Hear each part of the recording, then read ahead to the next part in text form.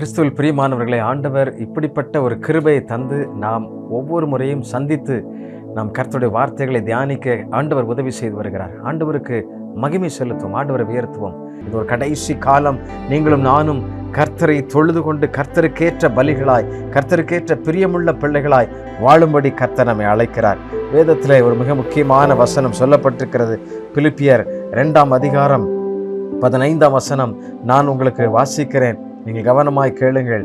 பிலிப்பியர் 2:15 கோணலும் மாறுபாடுமான சந்ததியின் நடுவில் குற்றமற்றவர்களும் கபடற்றவர்களும் தேவனுடைய மாசற்ற பிள்ளைகளும் இருக்கும்படிக்கு என்று சொல்லப்பட்டிருக்கிறது.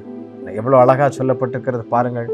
கோணலும் மாறுபாடுமான சந்ததியின் நடுவில் நீங்களும் நானும் குற்றமற்றவர்களாய், கபடற்றவர்களாய், மாசற்றவர்களாய் வாழும்படி கர்த்தர் நம்மை அழைக்கிறார். அல்லேலூயா. நாம் இந்த வாழ்கின்ற உலகம் மிகவும் பொல்லாங்கனதாக இருக்கிறதை நாம் பார்க்கிறோம், மிகவும் கேடு நிறைந்ததாக இருக்கிறதை நம்ம பார்க்கிறோம். நாம் சிறப்பாய் வாழ்வதை சகிக்க முடியாத ஒரு உலகமாக இருக்கிறது. நம்முடைய மேன்மையை தாங்கிக் கொள்ள முடியாத பொறாமையான மனிதர்கள் ஏராளமாய் எழும்புகிறதை பார்க்கிறோம். உங்களுடைய உயர்வை ஏற்றுக்கொள்ள முடியாத பல மனிதர்கள் இருக்கிறதை பார்க்கிறோம். காரணம் இதற்கு என்ன தெரியுமா? கடைசி காலம். அன்பு தணிந்து கொண்டே இருக்கிறத பார்க்கிறோம். எத்தனையோ ஆண்டு காலமாக கணவன் மனைவியாய் நேசித்து குடும்பமாய் வாழ்ந்த அநேகர் கூட சில சமயங்களில் 20 வருடங்கள் கழித்த பின்பு கூட இந்த மனைவி வேண்டாம், இந்த கணவன் வேண்டாம் என்று சொல்லி பிரிந்து போகின்ற ஒரு காலத்தில் இருக்கிறோம். பொறுமையாய் நீங்கள் கவனத்தோடு கர்த்தருடைய சமூகத்தில் இந்த வார்த்தைகளை கேட்கும்படி நான் அழைக்கிறேன். அல்லேலூயா. நாம் இந்த உலகத்திலே அன்புள்ள மக்களாக இருக்க வேண்டும். ஆண்டவரை பின்பற்றுகிறவர்கள், ஆண்டவரை ஏற்றுக்கொண்டவர்களுடைய ரட்சிப்பின் நிச்சயத்தை பெற்றுக்கொண்ட நீங்களும் நானும் அன்பு செலுத்துவதிலே மிகவும் கவனமுள்ளவர்களாக இருக்க வேண்டும். இது ஒரு கடைசி காலமாக இருக்கபடினால் அநேக மக்களை ஏமாற்றுவதற்கு பிசாசு தந்திரமாய் வேலை செய்கிறான். அன்பை செலுத்துவது போல இரக்க குணமுள்ள மனிதர்களை சந்தித்து அவர்களிடத்தில் இருக்கிற எல்லா பொருட்களையும் பொன்னையும் அபகரித்து செல்லுகிறதை பார்க்கிறோம். நம் கவனமாக இருக்க வேண்டும், எல்லாவற்றிலையும் ஞானமுள்ளவர்களாக இருக்க வேண்டும். ஆண்டவர் அப்படி நம்மை அழைக்கிறார். பிரியமானவர்களை, கோணலும் மாறுபாடுமான சந்ததிக்குள்ளாக வாழ்கின்றபடியினால் நாம் கபடற்றவர்களாய், தேவனுக்கு ஏற்றவர்களாய் நாம் வாழும்படி ஆண்டவர் நம்மை அழைக்கிறார். அல்லேலூயா.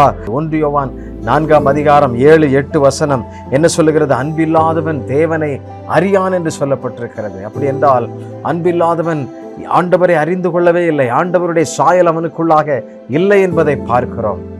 பிரியமானவர்களே, தேவனுடைய சிந்தை நமக்குள்ளாக உண்டாயிருக்க வேண்டும். பிலிப்பியர் 2ஆம் அதிகாரம் 5ஆம் வசனம் என்ன சொல்லுகிறது பாருங்கள். கிறிஸ்து இயேசுவில் இருந்த சிந்தையே உங்களிலும் இருக்க கடவுது. ஆண்டவர் எப்படி இந்த உலகிலே தம்முடைய ஒரே குமாரனை அனுப்பி அவர் சிந்தையாய் பிதாவின் சித்தத்தை நிறைவேற்றும்படியாய் தன்னை பிற்பதற்கு ஒப்பு கொடுத்தார்.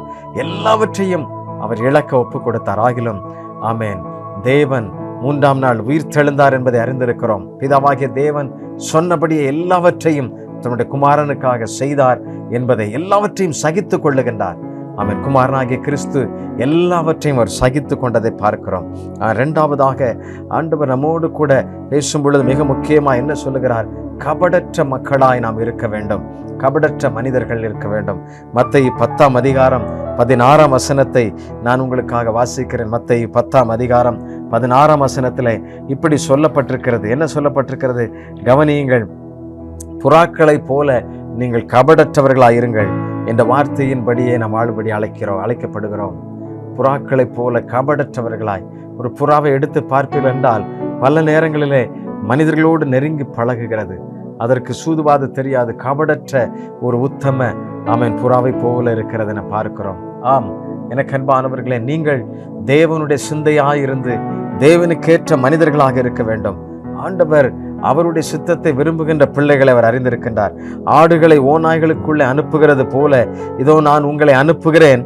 ஆகையால் சர்ப்பங்களைப் போல வினாவுள்ளவர்களும் புறாக்களைப் போல கபடற்றவர்களுமாய் இருங்கள் என்று சொல்லுகிறார். அல்லேலூயா. சர்ப்பங்களைப் போல வினாவுள்ளவர்களும் புறாக்களைப் போல கபடற்றவர்களுமாயிருங்கள். மாசில்லாத அந்த மகிமையின் ஸ்தானத்தை நீங்கள் ஒருபோதும் உதறி தள்ளவே கூடாது. கர்த்தர் நம்மை அப்படி அழைத்திருக்கிறார். கர்த்தருடைய சித்தம் நிறைவேறுவதற்கு நாம் நம்மை ஒப்பு கொடுக்க வேண்டும்.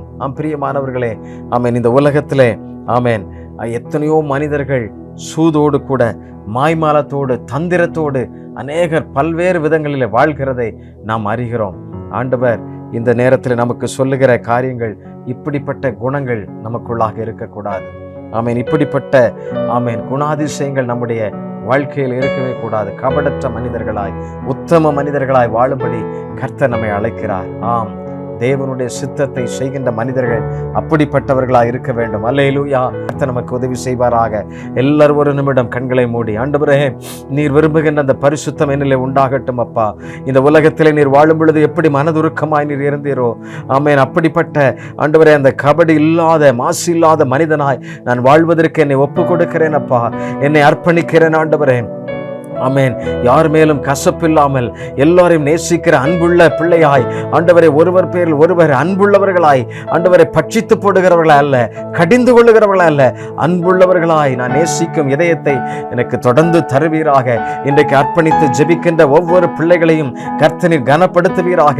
அவருடைய குடும்ப வாழ்க்கையிலே ஆண்டவர் வருகின்ற நெருக்கங்கள், நெருடல்கள் எல்லாவற்றையும் கர்த்தர் மாற்றுவீராகப்பா. அவருடைய குடும்பத்திற்குள்ள ஒரு தெய்வீக சமாதானம் உண்டாகட்டும். அவருடைய குடும்பத்தினோட சூழ்நிலை மாறட்டும் ஆண்டவரே. உம்முடைய சாயல் உருவாகட்டும். கர்த்தர் நீர் உம்முடைய பிள்ளைகளை அப்படி அபிஷேகிப்பீராக. அப்படி நீர் தம்முடைய பிரசன்னத்தினால் நிரப்புவீராக அப்பா. நீர் அப்படி செய்கிறதற்காக உமக்கு நன்றி. நீரே ஆசீர்வதிப்பீராக. தெய்வீக கிருபை சூழ்ந்து கொள்ளட்டும். உண்மையாய் தம்மை நோக்கி கூப்பிடுகிற ஒவ்வொரு பிள்ளைகளையும் நீர் அப்படி சமாதானத்தோடு நடத்துகிறதற்காய் நன்றி. கோடா கோடி ஸ்தோத்திரம். இயேசுவின் நாமத்திலே ஜெபிக்கிறோம். ஜெபங்கள் நல்ல பிதாவே. ஆமென். ஆமென். Thank you. God bless you all.